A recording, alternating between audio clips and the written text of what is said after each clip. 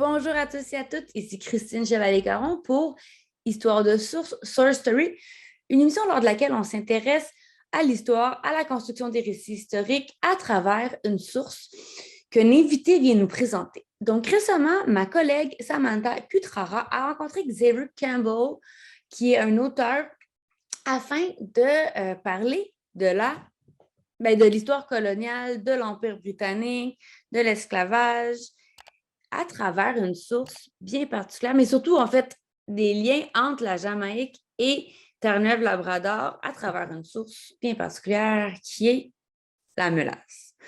Donc, c'est toujours particulier lorsque l'on aborde l'histoire à travers une telle source parce qu'on n'est pas habitué à ça, mais pourtant, ce sont des sources, l'alimentation, ce sont des sources très importantes en histoire qui vaut la peine d'être explorée puisque ça nous révèle souvent des dynamiques de réalité historique qui nous ont échappé à travers les sources plus traditionnelles. Donc, presque tout peut être une source et cette rencontre-là avec Xavier Campbell l'a démontré. Donc, la mélasse. Pourquoi la mélasse? Qu'est-ce que ça nous permet de faire? La mélasse et la nourriture plus largement, eh bien, il y a beaucoup de choses. Dans le cas précis donc de la mélasse, la première chose, c'est que ça peut nous informer sur des dynamiques d'histoire qu'on pourrait dire transnationales. Ça nous informe sur le colonialisme, sur l'ampleur des rouages, en fait, de l'esclavage aussi. Dans un deuxième temps, la nourriture en général peut nous permettre aussi de faire émerger donc des récits familiaux, intergénérationnels, entre autres, des trajectoires, dont des trajectoires migratoires, par exemple. Donc, tout le monde peut faire émerger des histoires à travers la nourriture, qui est quelque chose qui fait partie de notre quotidien. Donc, ça, c'est la deuxième portion qu'on va pouvoir aborder en toute fin de capsule pour pouvoir vous donner des idées de comment se servir de la nourriture pour faire émerger des histoires auprès de vos élèves. Mais avant toute chose, j'aimerais formuler quelques commentaires sur la portée, en fait, de la discussion que Samantha a eu avec Xavier.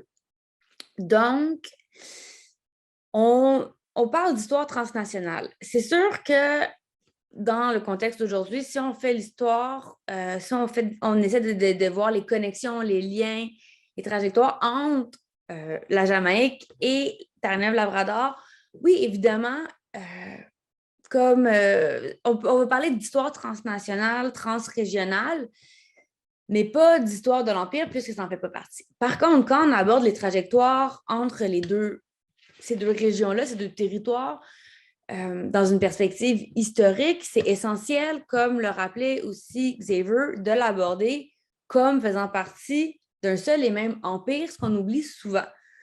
On oublie souvent, en fait, que jusqu'à quand même assez récemment, bien, l'Empire britannique avait une influence sur les trajectoires entre certaines parties des Caraïbes et le Canada.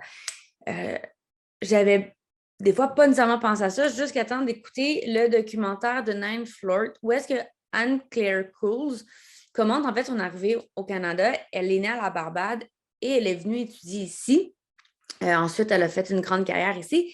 Mais elle parle en fait que pour elle, c'était pas nécessairement une migration au sens classique qu'on l'entend parce qu'elle se déplaçait d'une partie de l'Empire à une autre.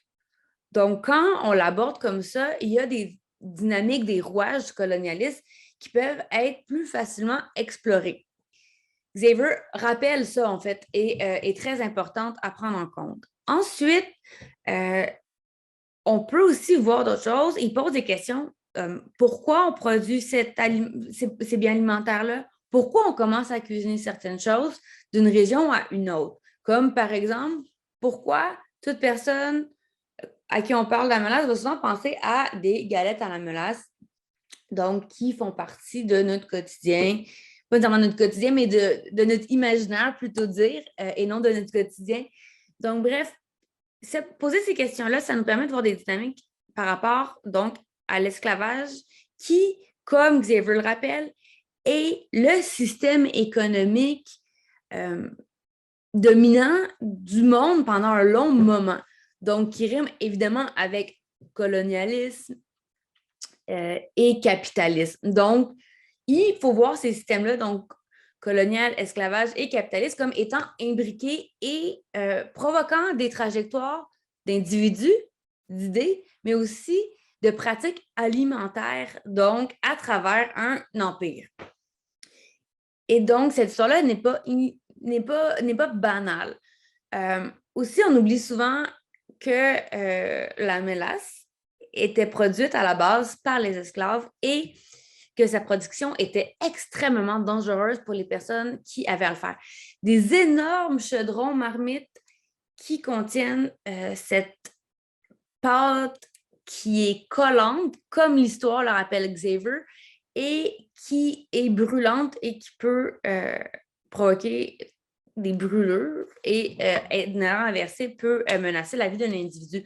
Donc, en voyant comment les pratiques alimentaires autour de la mélasse se sont dispersées à travers différentes régions de l'Empire, notamment, là, il parle de Terre-Neuve-Labrador, mais au Québec, c'est quand même vraiment quelque chose qui fait partie de notre alimentation, de ce qu'on pourrait appeler les classiques québécois, comme la mélasse, il y en a dans les bines, il y en a dans plein de recettes de boulettes qu'on mange à Noël, il y en a dans plusieurs desserts. Donc, on le voit rarement dans une perspective coloniale et d'esclavage. Donc, ça, c'est très important. Donc, ça questionne comment nos pratiques alimentaires ont émergé à une certaine époque. Donc, des fois, ça fait très longtemps et on pense que ça appartient à une société, mais ça peut vraiment faire ressortir les rapports de pouvoir, notamment. Donc, pourquoi on cuisine ça? D'où ça vient? Comment ont traversé d'une partie de l'Empire ou d'une région à l'autre du monde des pratiques alimentaires?